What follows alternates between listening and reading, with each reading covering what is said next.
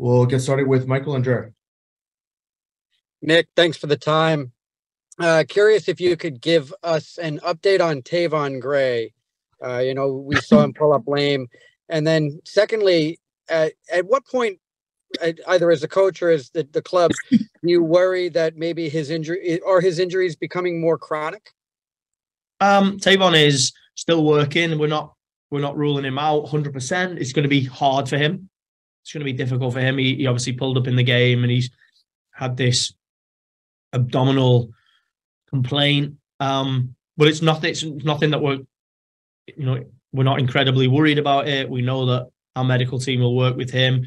And he's aware of, picking up these small things. One thing I can say about Tavon is he's incredibly determined and focused to make sure that he doesn't miss. He missed the Philadelphia game last year and through injury. He's incredibly focused and he's working really hard in making sure that this doesn't become a regular occurrence. And we as a medical team and as a performance team have to make sure that we do our part and we make sure that we give him every chance of being available for as many training sessions and as many games as possible. He's a young player, so he needs to play. Caroline? Hey, Nick. Good to speak to you. Just wondering, what are your thoughts about James Sands coming back to the club and the role that you see him playing this season and beyond? Everybody is really, really pleased to have James back. Me personally, I'm incredibly happy and excited to have James. You look at the way that we're trying to embed an identity and to have a guy that has been developed within our system, that is homegrown, that has been part of the successful years previously, that has also gone away and been in an environment where it's only going to benefit him, playing in Europa League finals, playing in Champions League games, Ajax, Liverpool. We've got a guy not only who is a really, really good football player, but now has an incredibly improved mentality through being in that environment. So everyone's really happy. He's trained really well today. And one thing I can say is he's really, really hungry to continue to be successful with New York City. Scott Churchson? Hey, Coach. Appreciate the time, as always. We tapped on this a hair the other day, but talk about the addition of Kei Kamara to Chicago, what that means to an offense that, frankly, kind of struggled a bit last year. Thanks. Yeah, I mean, we in our league, we come up against these guys regularly, the really physical number nines that can attack crosses, that like direct balls, that if they get balls in the box and there's chances, they can score. He's consistently scored in our league. So he if given space and given time, is going to be dangerous. We have to make sure that we defensively are organised and we don't allow crosses in the box. Prisbilko is the same. If we allow balls in the box and we allow those guys to play their strengths, we're going to have a really difficult game. We saw that in Nashville with Bunbury. Direct balls, those guys are going to really feed off them. So a really good addition for Chicago, and one that we have to be really, really conscious and concentrate to make sure that he doesn't have a really good game. Ronnie? Hey, Coach. Hope you're doing well. Just looking forward to the upcoming game versus Chicago.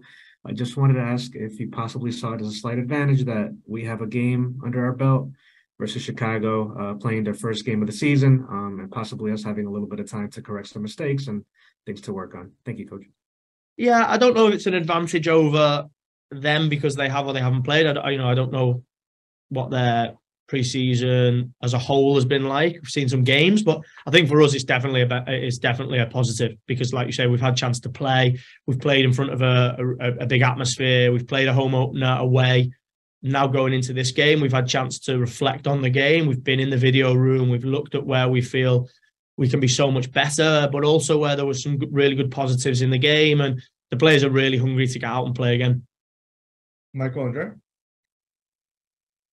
Nick, I wonder if you could talk to me or talk to us about the challenges of where to play a player like Talish Magno and trying to balance what's best for the team, best for the club, best for the result, the immediate result, and and best for the player.